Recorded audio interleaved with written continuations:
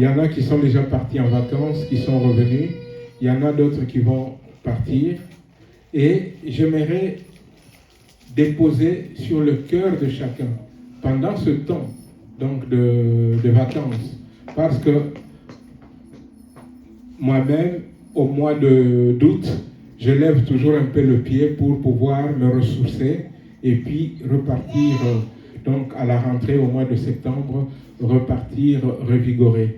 Donc, le Seigneur a mis sur mon cœur de partager donc ceci, quelques conseils, il n'y en aura pas beaucoup, essentiellement deux, et vous verrez que c'est deux, mais c'est vraiment essentiel, parce que nous sommes une équipe. Nous sommes une équipe, l'équipe du Seigneur. Nous allons partager 4 courts versets. On prendra dans un premier temps Philippiens au chapitre 3, le 13 et le 14, Philippiens chapitre 3, le 13 et le 14. On peut se mettre debout pour lire ces 4 courts passages, le 13 et le 14. Bien-aimés, si vous avez votre Bible ouverte, vous pouvez lire. Sinon, vous lisez ce que notre frère a affiché. Philippiens 3, le 13 et le 14. À 3, nous lisons ensemble la parole de Dieu. 1, 2, 3. Frères, je ne pense pas l'avoir saisi, mais je fais une chose, oubliant ce qui est en arrière et me portant vers ce qui est en avant. Je cours vers le but pour remporter le prix de la vocation céleste de Dieu en Jésus-Christ. Amen. Amen. Vous voyez, il est dit, je cours vers le but pour remporter le prix de la vocation céleste de Dieu en Jésus-Christ. Nous prenons Hébreux 12, le premier verset. Hébreux 12, un verset, le premier. Alléluia, alléluia. 1, 2, 3.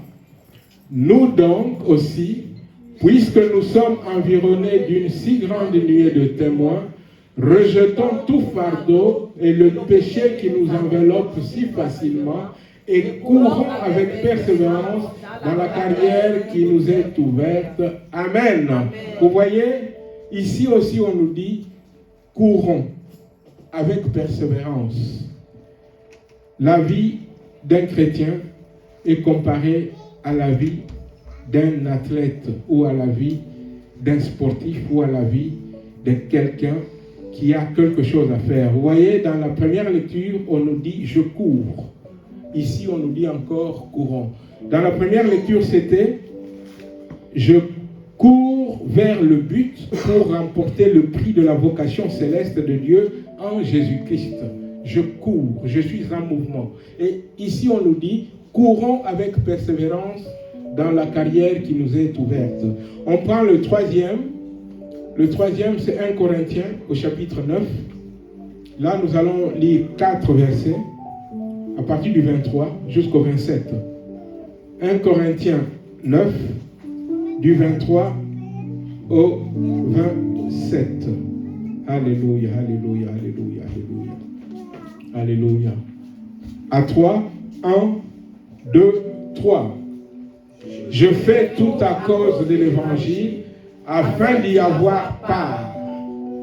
Ne savez-vous pas que ceux qui courent dans le stade courent tous, mais qu'un seul remporte le prix?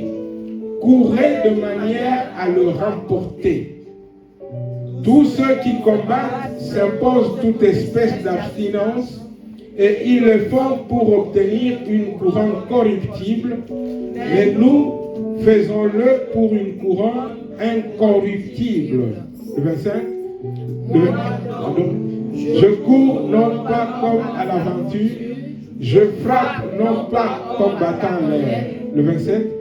Mais je traite durement mon corps et je le tiens assujetti, de peur d'être moi-même désapprouvé après avoir prêché aux autres.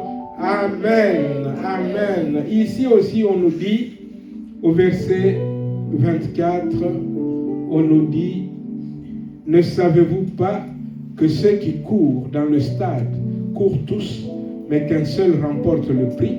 Et on nous donne ce conseil ou cet ordre, courez de manière à le remporter. Amen. Nous sommes des sportifs, nous sommes des athlètes, nous devons courir de manière à remporter le prix de la vocation céleste en Jésus-Christ. Le dernier passage, c'est 2 Timothée 2, un seul verset, c'est le verset 5. 2 Timothée, un seul verset, c'est le verset 5. À 3. 1, 2, 3. Et l'athlète n'est pas couronné s'il n'a pas combattu suivant les règles. Amen. Alléluia, alléluia. On peut reprendre place. Alléluia, alléluia, alléluia, alléluia. Bien-aimés, aujourd'hui, c'est un court conseil, vraiment de la part de Dieu. Je vais donner 2 conseils, mais ça va être un court message. Vous voyez, la vie d'un chrétien est comparée, dans toutes ces lectures qu'on a faites, la vie d'un chrétien est comparée à la vie d'un coureur, d'un sportif. Je cours, et après on nous dit courons de manière à remporter la victoire. Et ça doit vous parler particulièrement en ce moment de Jeux Olympiques en France. Vous voyez, bientôt, il y aura des jours où on ne va nous parler que des gens qui courent. Et au bout, il y a quelqu'un qui va gagner une médaille. Une médaille en or, une médaille en argent, une médaille en bronze. Vous voyez? Mais nous ne courons pas comme ces athlètes du monde. Nous courons, nous sommes engagés dans une autre dimension. Une dimension céleste, une dimension spirituelle, une dimension, je dirais même, éternelle. Amen.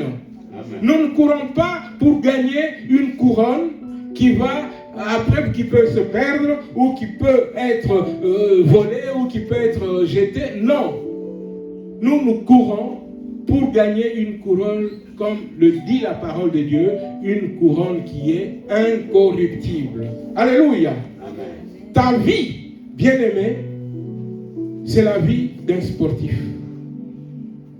Si la vie du chrétien est comparée à celle d'un sportif, et je peux ajouter à un sportif d'un sport collectif.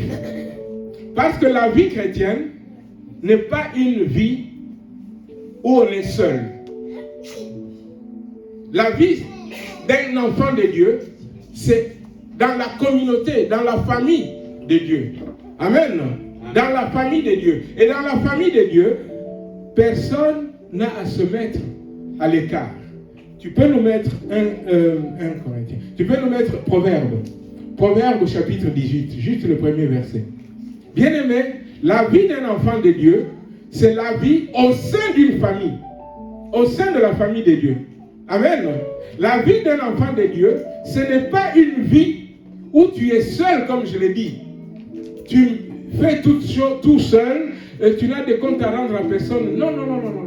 Nous sommes une équipe. Il est dit, c'est lui qui se tient à l'écart, cherche ce qui lui plaît. Il s'irrite contre tout ce qui est sage. C'est lui, bien-aimé, qui se met à l'écart, cherche ce qui lui plaît. Mais en tant qu'enfant de Dieu, nous ne devons pas chercher ce qui nous plaît à nous. Mais nous devons chercher ce qui plaît à celui à qui on appartient, à Dieu. Amen. Cela est très important. Bien-aimé, je reprends. Nous sommes comme des athlètes. La vie chrétienne, c'est une vie d'athlète ou de coureur. Et cette vie se passe dans le cadre de la famille des enfants de Dieu. C'est-à-dire, la vie d'un chrétien, ça ne se passe pas en dehors d'une église. Si vous trouvez un chrétien qui vous dit qu'il est chrétien, mais sans église, il n'est pas dans la volonté de Dieu. Amen. Dieu ne nous a pas sauvés pour nous laisser là où nous étions. En nous sauvant, Dieu nous incorpore dans sa famille. Amen. Dieu nous incorpore dans sa famille. Donc, en tant qu'enfants de Dieu, nous n'avons pas à faire ce que nous voulons, ni comme nous le voulons. Non, nous sommes là dans une famille, la famille des enfants de Dieu. Et comment s'appelle la famille des enfants de Dieu? C'est le corps de Christ. Amen. Nous faisons partie d'un corps. Nous faisons partie tous d'un corps dont la tête est Christ. Nous sommes les membres. Et la Bible dit à propos des membres de ce corps, et là nous pouvons aller dans 1 Corinthiens au chapitre 12. 1 Corinthiens au chapitre 12. 1 Corinthiens au chapitre 12, on peut lire le 12. Après on lira le 14. Le 12 dit ceci, car comme le corps est un et a plusieurs membres, et comme tous les membres du corps, malgré leur nombre, ne forment qu'un seul corps, ainsi en est-il de Christ. Christ n'est pas divisé. Christ est un. Et nous tous, en lui, nous sommes un. Nous tous, en lui, nous formons une famille. Donc, j'ai dit, nous sommes des sportifs. Mais des sportifs dans un sport collectif. Pas dans un sport où je suis seul. Les enfants de Dieu, ce n'est pas comme au tennis, où tu es seul, tu joues, tu as gagné, c'est toi, tu as perdu, c'est toi. Non, non. Les enfants de Dieu, nous sommes dans un corps. C'est pourquoi j'ai dit, c'est comme un sport collectif. Et dans ce corps, on est plusieurs. Tu peux encore nous mettre après le 12, le 14. Le 14 dit ceci, oui c'est ça. Ainsi le corps n'est pas un seul membre, mais il est formé de plusieurs membres. Dans une famille, il y a plusieurs membres. Amen. Nous sommes une famille, mais plusieurs membres. Vous voyez, nous sommes un même corps, le corps de Christ, mais plusieurs membres. Et le 27, qu'est-ce qu'il dit? Le 27 dit, vous êtes le corps de Christ et vous êtes ses membres, chacun pour sa part. Toi, moi, ton voisin, ta voisine, ta soeur, tous, ton frère, tous nous faisons partie d'une même famille. Ça s'appelle la famille de Dieu, ça s'appelle l'Église, ça s'appelle le corps de Christ. Quel que soit le nom que vous pouvez mettre, ça s'appelle aussi l'épouse. Parce que tout à l'heure, on nous a parlé de l'épouse de Christ. Nous sommes dans une famille. J'encourage chacun à toujours garder cela en tête. Parce que nous sommes dans une famille, nous devons savoir que comme dans toute famille, il y a des gens qui sont plus grands que d'autres. Dans une famille, tu vas trouver peut-être le papa qui a 80 ans, la maman qui a peut-être 70 ans, tu vas trouver les enfants qui ont peut-être 50 ans.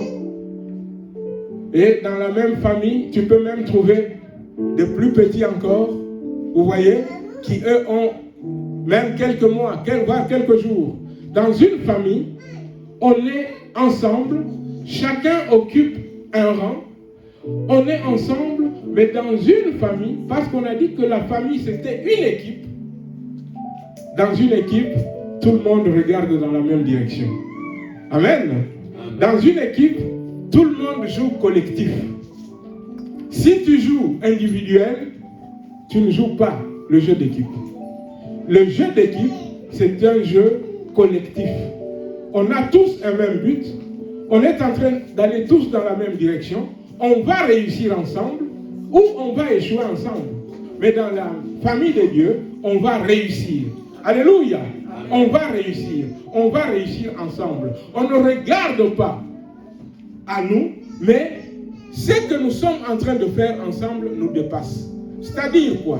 Dans une famille, bien aimée, tout comme dans un club de football, par exemple, si dans un club de football, un joueur est au-dessus du club, ça pose problème. Dans un club de football, c'est le club qui est au-dessus de tout le monde. Donc, nous, ici dans l'église doit être au-dessus de tout le monde. C'est-à-dire, Jésus-Christ est au-dessus de tout le monde. Et nous tous, nous avons un rôle à jouer.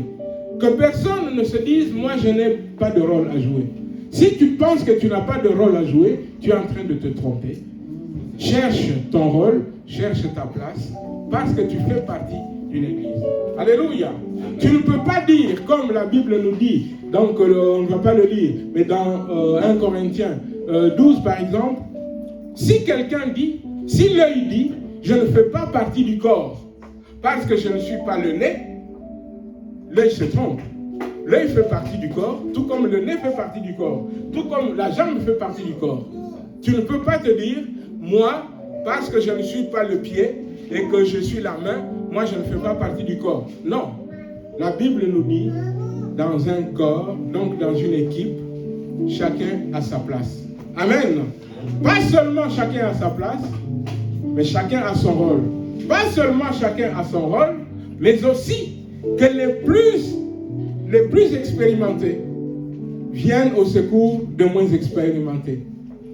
Si vous êtes dans une famille, le plus grand qui, lui, sait faire des choses, va par exemple prendre le petit dernier pour le laver. Parce qu'il sait que le petit dernier ne peut pas se laver tout seul. Vous voyez, dans une famille, tu as un rôle à jouer.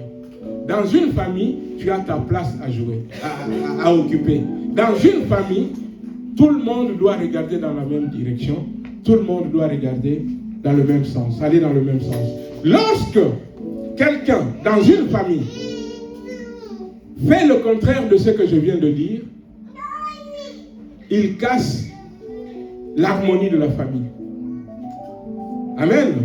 Imaginez-vous un père qui ne regarde pas au bien commun, mais qui regarde à son intérêt personnel égoïste. Il peut faire beaucoup de dégâts. Vous voyez? Il peut, je donne un exemple, vendre la maison alors que c'est toute la famille qui a besoin de cette maison et que la maison appartient à toute la famille. Vous voyez? Donc, chacun de nous doit se dire, j'ai ma place. Chacun de nous doit se dire, ma place est importante. Et tout le monde doit se soutenir dans une famille. Tout comme dans une équipe, tout le monde se soutient. Amen. Il vous est déjà arrivé, j'imagine, de voir un match de football à la télé. Un coéquipier va donner le ballon à son coéquipier. Quelqu'un va donner un ballon à son coéquipier pour qu'il marque. Si lui, il est bien placé. Tu ne peux pas dire, non, c'est moi qui veux marquer, je veux marquer tout seul, même si mon coéquipier est bien placé. Si tu le fais, tu ne fais pas le rôle que tu dois faire. Tu ne joues pas un jeu collectif. Vous voyez, je vous donne ces conseils parce que tout simplement, en allant en vacances, j'aimerais que chacun de nous médite sur le rôle qu'il a à jouer dans la famille de Christ. Que chacun de nous réfléchisse sur le rôle qu'il a à jouer dans son église. Je répète souvent, l'église, ce n'est pas l'église du pasteur. Le pasteur est juste là pour coordonner. Mais dans l'église, tu as ta place, comme le pasteur a sa place. Amen. Amen. Si le pasteur quitte ce monde aujourd'hui, il ne quittera pas le monde avec l'église. Vous voyez? Personne n'est éternel, personne n'est indispensable. C'est pourquoi nous devons tous jouer collectif. Je vous donne vraiment, c'est des conseils simples, mais c'est des conseils importants. C'est des conseils importants. Nous formons une équipe, nous sommes l'équipe de Jésus, nous sommes ensemble et nous devons aller dans la même direction. Et les trois conseils, bien aimés, sur lesquels je vais m'attarder brièvement, mais très brièvement, comme j'ai dit que je n'allais pas venir, les trois conseils sont ceux-ci. Parce que nous faisons tous partie d'une même équipe, nous devons avoir une même vision, des mêmes sentiments, une même pensée. une même vision, des mêmes sentiments, une même pensée. Mais nous, par exemple, le Proverbe au chapitre 29, le verset 18. Proverbe chapitre 29, le verset 18 dit ceci. Quand il n'y a pas de révélation, le peuple est sans frein, heureux s'il observe la loi. Dans d'autres versions, à la place de révélation, il est écrit quand il n'y a pas de vision. Quand il n'y a pas de vision, à un moment, tu te déconnectes. Tu ne sais pas ce que tu es en train de faire. Tu ne sais pas où tu en es. Et ça, c'est un danger. Je vous le dis pour que chacun de nous réfléchisse à cela. Si tu prends ta voiture, tu commences à rouler, tu vois une autoroute, tu prends l'autoroute, sans savoir où tu vas, ça peut être dangereux. Vous savez, la même autoroute qui part de Paris, qui s'appelle A6, c'est la même autoroute, quand elle arrive, la même, hein, on ne sort pas de l'autoroute. On arrive à Marseille, à Lyon, ça devient A8. Et A7, pardon. A7, de Lyon à Marseille. La même autoroute, tu ne sors pas. De Marseille à Nice, ça devient A8. La même autoroute. Imaginez-vous, tu ne sais pas où tu vas, tu es à Paris, tu vois juste une autoroute, pouf, tu prends l'autoroute. Tu peux te retrouver en Italie. Non, parce que quand tu quittes Nice, tu files, tu es en Italie. Tu traverses, tu ne rentres même pas dans Monaco, tu vas en Italie. Je suis déjà allé jusqu'à Rome comme ça. Je savais où j'allais. Mais je suis déjà allé jusqu'à Rome. Comme ça. Bien aimé. Quand il n'y a pas de vision, on ne sait pas où on va. Quand il n'y a pas de vision ou de révélation, tu ne sais pas, il n'y a pas de frein, c'est-à-dire, tu ne sais pas. Est-ce que c'est là que je dois m'arrêter? Est-ce que je dois sortir là? Est-ce que tu ne sais pas? Si tu ne réalises pas qu'il y a une vision, bien aimé, à un moment, tu seras même découragé. Parce que c'est la vision qui est comme un moteur qui te fait marcher. C'est parce que tu as une vision que tu sais pourquoi tu te lèves le matin pour prier. C'est parce que tu as une vision que tu sais pourquoi tu viens le dimanche prier. S'il n'y a pas de vision, bien aimé, un jour que tu viennes prier, que tu ne viennes pas prier, ça ne te dit rien. Pourquoi? Parce qu'il n'y a pas de vision. Ce n'est pas pour rien que vous me voyez à plusieurs reprises répéter la vision que le Seigneur nous a donnée. C'est pour que chacun de nous s'approprie cette vision. Et si tu t'appropries une vision, tu sais l'alimenter à ton tour. Alléluia. Amen. Tu sais à ton tour l'alimenter. Si vous avez une maison de famille et que tu ne t'es jamais approprié cette maison, tu viendras comme un touriste dans ta propre maison. Tu seras là, tu peux voir un papier par terre, ça ne te dit rien. Pourquoi? Parce que tu ne t'es pas approprié la maison. Vous voyez ça, bien-aimé? Donc tu peux voir quelque chose, tu as l'impression que ça ne t'intéresse pas. Pourquoi? Parce que tout simplement, ce n'est pas comme ton problème. C'est pourquoi j'insiste. Chacun de nous doit connaître la vision que le Seigneur nous a donnée. Si tu la connais, approprie-toi la vision. Si tu t'appropries la vision, tu vas trouver ta place. Et non seulement cela, tu vas même alimenter la vision. Parce que ça devient ta vision. Tu l'alimentes, tu l'orientes, aussi comme le Seigneur le met sur ton cœur. Sinon, ça sera très difficile pour toi. Je rappelle brièvement notre vision, mais je le dis en deux phrases. Le Seigneur nous appelle tous à être des adorateurs, des sacrificateurs, parce que le Seigneur cherche les adorateurs. Il nous demande d'être des sacrificateurs. Il y a deux axes dans notre vision. Il y a ce qu'on appelle sacerdoce, saint sacerdoce, c'est-à-dire toi, tu dois être une maison de prière. L'église doit être une maison de prière. Ta propre maison là, chez toi, ça doit être une maison de prière. Chez toi, la prière doit monter. Doit monter. Tu dois vivre pour le Seigneur. Sanctifié pour le Seigneur. Ça s'appelle saint sacerdoce. Tu pries. Toute ta vie, c'est une prière que tu offres à Dieu. Et en dehors de saint sacerdoce, il y a ce qu'on appelle sacerdoce royal, c'est aller annoncer la parole de Dieu. Être propagateur, comme je le dis souvent, de la parole de Dieu. Je veux que chacun de nous, à un moment, s'arrête pour dire, est-ce que je me suis amélioré en tant qu'homme ou femme de prière? Premièrement.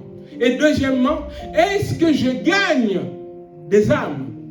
Est-ce que j'évangélise? Deuxièmement.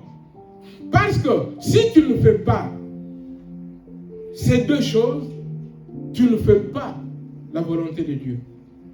Tu ne peux pas être là, bien-aimé, tu es dans l'église, quand il faut prier, tu pries. Tu gagnes des âmes? Non. Tu ne fais qu'une moitié. La moitié de ce que tu dois faire. Ou tout simplement, tu es là, tu veux gagner des âmes. Est-ce que toi-même, tu viens au pied du Seigneur? Non. Il y a un problème. Nous sommes là pour avancer en tant que saint sacerdoce et avancer en tant que sacerdoce royal. C'est cela, la vision que nous avons. Et quand tu réfléchis à cette vision, tu vas voir que toute la vie chrétienne rentre dans cette vision. Tout ce que nous avons à faire rentre dans cette vision. Jésus a dit, tu adoreras le Seigneur et tu le serviras lui seul. Adorer le Seigneur, c'est saint sacerdoce. Servir le Seigneur, sacerdoce royal. Je peux comme ça donner plusieurs exemples pour vous dire saint sacerdoce, sacerdoce royal. Tout ce que nous faisons, je vous en supplie, alimentez votre vision. Et vous verrez que la vision va être comme un motif qui va vous pousser dans l'action. Sinon, à un moment, vous vous découragez. Si tu ne sais pas pourquoi tu viens prier, si tu ne sais pas pourquoi tu es dans l'église, si tu ne sais même pas pourquoi tu dois te lever le matin, bien aimé, à un certain moment, tu te décourages. Parce que tu ne sais pas. Parce que tu ne sais pas. Et ce n'est pas la volonté de Dieu. La volonté de Dieu est qu'on le serve. Mais avant de le servir, qu'on soit adorateur. Je mets ça sur votre cœur, que chacun vraiment, vous savez, je ne peux que parler. Et à chacun de nous de s'approprier ce que j'ai dit. Moi, je ne peux que parler. Je ne peux pas aller vraiment au-delà. Je ne peux que parler et en dehors de ça, je ne peux que prier pour vous.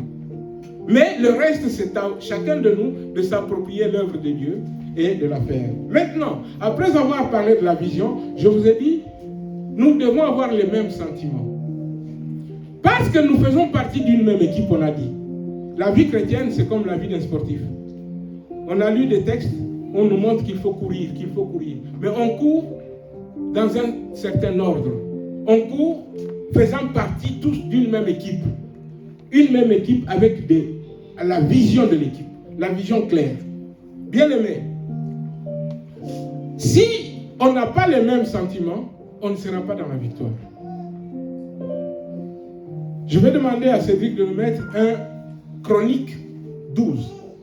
Un Chronique 12, tu mettras à partir du 38. Je vais vous dire pourquoi on va nous mettre ce texte. Ce texte nous parle, parce que les 2 dernières semaines, nous avons vu la vie de David. Comment David a été dans la victoire. David, quand il a été oint pour la 3e fois, roi sur tout Israël, on a vu que David, tout le peuple est venu s'associer à David pour aller et pour prendre, s'emparer de Sion. Ici, qu'est-ce qu'il est dit? Donc nous commençons à 38, nous irons jusqu'au 40. Le 38 dit, tous ces hommes gens de guerre, prêts à combattre, arrivèrent à Hébron en sincérité de cœur pour établir David roi sur tout Israël. Et tout le reste d'Israël était également unanime pour faire régner David. Amen. Regardez l'esprit d'équipe ici. Regardez l'esprit d'équipe. Il nous a dit, premièrement, tous ces hommes, gens de guerre, prêts à combattre, arrivèrent à Hébron, soulignés en sincérité de cœur. Quand on fait partie d'une équipe, d'une même équipe, on doit être vrai, en sincérité de cœur. Si tu n'es pas vrai, tu ne vas pas travailler dans une équipe. Parce que tu n'auras pas l'esprit d'équipe, ce qu'on appelle l'esprit d'équipe. Si tu n'es pas sincère. Je suis sincère avec ma sœur Hortense. Quand il y a quelque chose à faire, je dois le faire. Je suis sincère avec Ivan. Quand il y a quelque chose à faire, on doit le faire. Ensemble. C'est ça l'esprit d'équipe. La sincérité de cœur. Si je ne suis pas dans cet état de choses, je vais lui sourire, mais derrière, je vais le critiquer. Vous voyez un peu ça? Il nous a dit, ils sont venus en sincérité de cœur. Ce n'est pas fini. Regardez la deuxième caractéristique que l'Esprit de Dieu met devant nous. On nous dit, pour établir David roi sur tout Israël, et tout le reste d'Israël était également unanime. Souligné unanime. Ça montre qu'ils étaient un. Ils avaient une même pensée. Vous voyez ce que je veux dire? C'est-à-dire tous, on regarde dans la même direction. Parce qu'on fait tous partie de la même équipe. Quand il faut prier pour les besoins d'un, moi je dis non, ce n'est moi. Lui, non, moi je ne veux pas prier. Et maintenant, quand on va prier pour mes besoins, je vais demander que tout le monde prie. Ça ne c'est pas normal. Être unanime, avoir un esprit d'équipe, ce que je vous incite à avoir, c'est tous, on regarde dans la même direction. Tous, on se soutient les uns les autres. Voilà un esprit d'équipe. Voilà une église qui va de l'avant. Si David n'avait pas fait cela, David n'aurait pas gagné. Si tous ces gens plutôt qui sont venus autour de David n'étaient pas sincères ou n'étaient pas unanimes, vous savez, quand on dit unanime ici, c'est parce que même ceux qui étaient restés, qui n'étaient pas venus, ils ont contribué. Passons. Ils furent là, écoutez, tous ces gens unanimes et sincères, ils sont venus, ils sont restés là, ils furent là 3 jours avec David, mangeant et buvant, car leurs frères leur avaient préparé des vivres. C'est-à-dire, pendant que une partie de l'église est en prière, les autres sont peut-être en train de leur préparer ceci. C'est cela, marcher ensemble. C'est cela, avoir un esprit d'équipe. Amen. Il y a les mamans qui prient le lundi, même pour 10 minutes, je me mets dans un coin, j'intercède même 10 minutes pour elles. Elles ne savent pas que j'interviens et que je prie. Mais c'est cela l'esprit d'équipe. Alléluia. C'est cela l'esprit d'équipe. L'esprit d'équipe, c'est tous pour un, comme on dit, et un pour tous. Vous voyez un peu ça?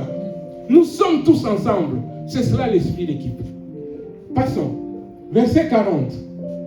Et même ceux qui habitaient près d'eux, jusqu'à Issachar, à Zabulon, à Nephtali, apportaient des aliments sur des ânes, sur des chameaux, sur des mulets et sur des bœufs, des mets de farine, des masses de figues sèches et de raisins secs, du vin, de l'huile, des bœufs et des brebis en abondance, car Israël était dans la joie. Une autre caractéristique d'une équipe qui est unie, il y a de la joie. Parce que la Bible nous dit, quand dans un corps, un membre souffre, c'est tout le corps qui souffre. Quand un membre est dans la joie, c'est tout le monde qui est dans la joie. Est-ce que, mon frère, ma soeur, tu as un esprit d'équipe?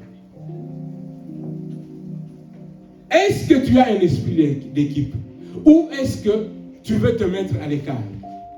Je vous le dis, nous l'avons lu. Celui qui cherche à se mettre à l'écart n'est pas dans la volonté de Dieu. Alléluia. Celui qui cherche à se mettre à l'écart n'est pas dans la volonté de Dieu. Et à un moment, il peut même être une écharpe pour cela. Je veux que tout le monde le sache. Passons maintenant. On a dit avoir aussi les mêmes sentiments. Ici, on a vu les mêmes sentiments, mais nous allons prendre une autre lecture qui nous parle toujours de mêmes sentiments. On va aller dans Romains 12, on prend le verset 16 et on restera dans Romains 12, le verset 16. Je vous invite à avoir les mêmes sentiments. Ici, qu'est-ce qui est dit? Il est dit ceci: ayez les mêmes sentiments les uns envers les autres. N'aspirez pas à ce qui est élevé, mais laissez-vous attirer par ce qui est humble. Ne soyez point sages à vos propres yeux. Qu'est-ce qu'on a dit tout à l'heure dans Proverbe 18? C'est lui qui se met à l'écart, cherche sa propre, et après, il pense qu'il est sage, parce que lui s'irrite contre les sages. On nous dit, ayez les mêmes sentiments les uns envers les autres. C'est-à-dire, ayons les sentiments de Jésus. Aimons-nous les uns les autres. Et soyons dans l'humilité. Alléluia. Soyons dans l'humilité. Bien-aimés, je vais demander, maintenant, tu peux prendre le chapitre 15, toujours dans Romains. Chapitre 15, les versets 5 et 6. Chapitre 15, le verset 5 dit ceci: que le Dieu de la persévérance et de la consolation vous donne d'avoir quoi? Les mêmes sentiments, les uns envers les autres, selon Jésus-Christ. Vous faites partie d'une église, vous êtes des soldats de Dieu, ayez les mêmes sentiments. Ne soyez pas sectaires, ne veuillez pas vous mettre, ne soyez pas grognons.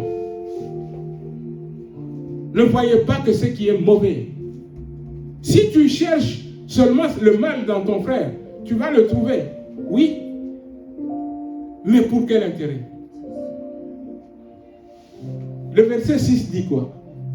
Afin que tous ensemble, d'une seule bouche, et j'aime bien, je souligne cela, d'une seule bouche, vous glorifiez le Dieu et Père de notre Seigneur Jésus-Christ. Alléluia! D'une seule bouche. Si on glorifie le Seigneur en tant qu'assemblée, en tant qu'église, mais sans l'unité, notre prière ne monte pas. Amen. Notre prière ne monte pas. Parce qu'on n'a pas les mêmes sentiments. Celui-ci pense ça, l'autre pense ça. Celui-ci pense, oui, mais moi, je ne suis pas d'accord. L'autre va dire, mais attendez. C'est parce qu'on ne connaît pas l'œuvre de Dieu. L'œuvre de Dieu, ce n'est pas une question d'être d'accord ou pas d'accord. L'œuvre de Dieu, c'est de suivre ce que Dieu dit. Ce que Dieu dit, même quand je ne le comprends pas. Et qui suis-je pour tout comprendre de ce que Dieu veut? Qui suis-je? Je ne peux pas. Je ne peux pas tout saisir ce que Dieu dit. Dieu dit, les pensées de Dieu sont au-dessus de mes pensées. Les voix de Dieu sont au-dessus de mes voix. Comment est-ce que je peux comprendre Dieu? Non, c'est par grâce. C'est par grâce qu'il descend à mon niveau et que son esprit me fait saisir les choses. Ayons les mêmes sentiments. Si on n'a pas les mêmes sentiments, nous parlons de victoire, nous n'aurons pas de victoire. Je demande vraiment à chacun de nous réveiller, d'avoir les bons sentiments. De se réveiller, d'avoir les sentiments. Et ces sentiments dont on nous parle, ce sont les sentiments qui étaient en Jésus-Christ. Regardons Philippiens 2, du 2 au 5.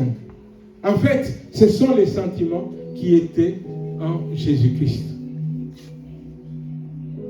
Rendez ma joie parfaite.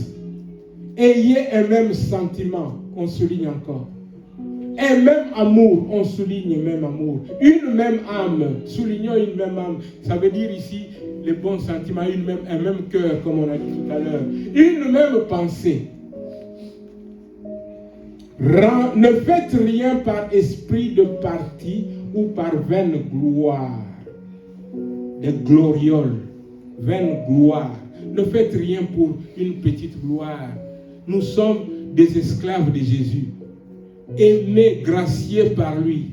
Et nous sommes à ses pieds. Nous devons l'aimer. Il est dit, ne faites rien par esprit de parti ou par vaine gloire, mais que l'humilité vous fasse regarder les autres comme étant au-dessus de vous-même. Ce sont des choses très importantes. Chacun de nous doit chercher l'humilité. Chacun de nous doit regarder les autres comme étant au-dessus de lui. C'est pourquoi je vous ai dit tout à l'heure, l'Église doit être au-dessus de nous tous. Je ne peux pas chercher ce qui me plaît. Je ne peux pas chercher ce qui me convient à moi. Non. Nous devons chercher une chose, ce qui plaît à Dieu, ce qui convient à Dieu. Alléluia. Le verset d'après. Que chacun de vous, au lieu de considérer ses propres intérêts, considère aussi ceux des autres. Et après, ayez en vous les sentiments qui étaient en Jésus-Christ. Voilà. Voilà. Bien-aimés. Si on peut résumer ce que j'ai dit, nous sommes une même équipe. Les chrétiens, vous avez vu, on a comparé notre vie. C'est la Bible, hein, parce qu'on a lu que le verset. Hein. La Bible compare notre vie à la vie d'un athlète, à la vie d'un sportif. Mais pas n'importe quel sportif, un sportif qui fait partie d'une équipe, c'est-à-dire quelqu'un qui fait un sport collectif. Collectif. Je ne suis pas seul. Je ne suis pas seul. Bien-aimé, si ce n'était que moi, c'est moi qui ai les clés de la maison pour l'ouvrir. Si ce n'est que moi, imaginez-vous, un jour je me dis, je suis fatigué. Je suis fatigué. En plus, comme vous le savez, je reviens du travail. Toute la nuit, je travaille et puis le matin, je pouvais me dire, je suis fatigué. Non, aujourd'hui, non. Aujourd'hui, il n'y aura pas prière. Je ne vais pas aller ouvrir. J'aurais pensé à qui? À moi-même. Est-ce que j'aurais pensé à maman Mireille qui, depuis hier soir, est poussée pour venir prier, pour venir crier à Dieu? Est-ce que j'aurais pensé à elle? Est-ce que j'aurais pensé à maman Mélanie qui bientôt va voyager, a besoin de se retrouver ici pour que l'église prie pour elle et pour sa maison? Est-ce que j'aurais pensé à Dieu qui attend ma prière? Nous sommes des sportifs, faisant partie d'une équipe. Les intérêts de l'équipe sont au-dessus de nos intérêts. Et pour qu'il y ait la victoire, ayons une même vision. Ayons les mêmes sentiments. En fait, ce sont les sentiments de Jésus-Christ. Alléluia. Parce que Jésus est la tête de l'Église. Nous ne sommes que son corps. Si votre corps n'est pas connecté à votre tête, votre place est à l'hôpital. Et je dirais même l'hôpital psychiatrique. Vous comprenez? Notre corps doit être connecté à notre tête pour obéir. Alléluia. Amen. Si ma tête dit gauche et que mon corps dit non, je reste sur place, il y a un problème dans mon corps. N'est-ce pas vrai? Voilà. Nous sommes une église. Nous sommes l'église de Dieu. Je demande vraiment, au nom de Jésus, à chacun de nous de méditer sur ce qu'on a vu. Nous sommes une même équipe. Nous ne devons pas avoir des intérêts divergents. Nos intérêts doivent être les intérêts de Jésus. Nos sentiments doivent être les sentiments de Jésus. Nous n'allons que dans une même direction, celle que Jésus montre. Alléluia. Nous devons être comme ça. Nous devons être comme ça. Sinon, ne nous attendons à aucune victoire. Ne nous attendons à aucun élargissement. Nous penserons peut-être à la victoire ou à l'élargissement, nous tromperons. Pourquoi? Parce qu'il manque les choses qui font qu'une équipe aille dans la victoire. Une équipe de football, imaginez-vous, un défenseur qui ne sait même pas où est son gardien. Il peut marquer il peut marquer dans le but de son gardien. Est-ce qu'il est dans l'équipe? Non. Vous comprenez? Si je suis dans la même équipe que Maman Faveur, je dois prier pour Maman Faveur, pour ses besoins. C'est-à-dire, on est dans la même équipe. Si Maman Mélanie va à gauche, Maman Betty va à droite, c'est qu'elles ne sont pas dans la même équipe. Quand on est dans la même équipe, on va dans la même direction. Ensemble, on glorifie le Seigneur. Le Seigneur est dans la joie et son corps vit bien et l'équipe gagne. L'équipe de Jésus doit gagner et elle doit toujours gagner. Soyez bénis.